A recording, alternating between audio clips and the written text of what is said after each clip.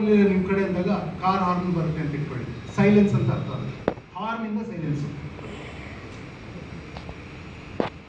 Okay, ನೀವು imagine ಮಾಡ್ಕೊಳ್ಳೋದೇ ಹಂಗೆ ಮಾಡ್ಕೋಬೇಕು. ಅದನ್ನ ನೋಡಿ ಹಂಗೆ ಮಾಡಿದಾರೆ.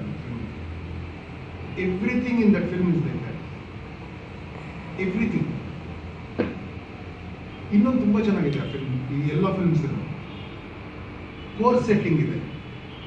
ಅಂದರೆ ಒಂದು ಸೆಟ್ಟಿಂಗ್, ಒಂದು ಪ್ಲೇಸ್ ಸೆಟ್ಟಿಂಗ್ ಇದೆ. ಒಂದು ಪ್ಲೇಸ್ ಮೇನ್. ಅವನು ಬಾಂಬ್ ಸಿಡಿಸ್ತಾನಲ್ಲ, ಅವ್ನ ಮೇನ್ ಸೆಟ್ಟಿಂಗ್ ಮನೆ ಅಲ್ಲ. ಇದ್ರಲ್ಲಿ ಮೇನ್ ಸೆಟ್ಟಿಂಗು ಫೈನ್ ಕಟ್ತಾನಲ್ಲ ಆ ಜಾಗ, ಮೇನ್ ಸೆಟ್ಟಿಂಗ್. ಒಂದು ಕೋರ್ ಸೆಟ್ಟಿಂಗ್ ಇರುತ್ತೆ, ಇನ್ನೊಂದು ಆಲ್ಟರ್ನೇಟಿವ್ ಸೆಟ್ಟಿಂಗ್ ಇರುತ್ತೆ.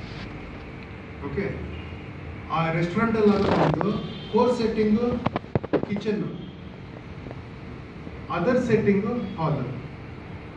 ಪ್ಲಾಟಿಂಗ್ ಕಿಚನಲ್ಲಿ ಆಗುತ್ತೆ, ಆ್ಯಕ್ಷನ್ ಹಾಲಲ್ಲಿ ಆಗುತ್ತೆ, ಡೈನಿಂಗ್ ರೂಮಲ್ಲಿ. ಎರಡೇ ಲೊಕೇಶನ್ ಅದಕ್ಕೆ. That's in indication of outdoor ಅಷ್ಟೇ. ಇಲ್ಲಿ ಮನೆ ಸೆಟ್ಟಿಂಗು ಒಂದು ಔಟ್ಡೋರು.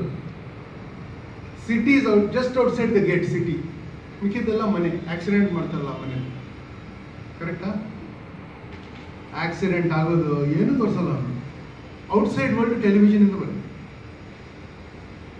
Beautiful films, cheap. ಇಷ್ಟೇ ಸೆಟ್ಟಿಂಗ್ಸ್. ಕಾರ್ ಮೂವ್ ನಮ್ಮ ಸ್ಟೇಟ್ ಡೌನ್ ಆಗಿದೆ, ಏನೋ ಡೌನ್ ಆಗಿದೆ ಅಂತ ಗೊತ್ತಾಗ್ತದೆ.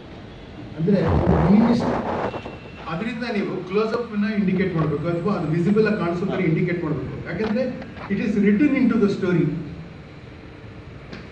ನೀವು ಸ್ಟೋರಿ ಸ್ಕ್ರೀನ್ ಪ್ಲೇ ಡಿಸ್ಕ್ರಿಪ್ಷನಲ್ಲಿ posh car enters with broken number plate ಅಂದರೆ it is in the story.